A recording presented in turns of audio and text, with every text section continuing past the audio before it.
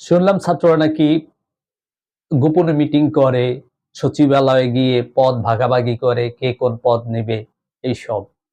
রাষ্ট্র পরিচালনার দায়িত্ব নেবে নাকি ছাত্ররা। ১.৫ বছরের একটা বাচ্চার কাছে যেমন একটা হীরার আংটি নিরাপদ নয়, কারণ হীরার আংটিটি বাচ্চাটা মুখে দিয়ে চুষবে অথবা গিলে ফেলবে, সে মারা যাবে অথবা সে হারিয়ে ফেলবে।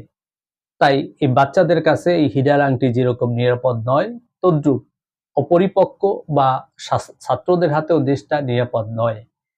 কারণ প্রায় ১৮ থেকে ২০ কোটি মানুষের একটি বিশাল ভার, এই ভার বহন করার মতো ক্ষমতা ছাত্রদের আছে বলে দেশের জনগণ মনে করে না।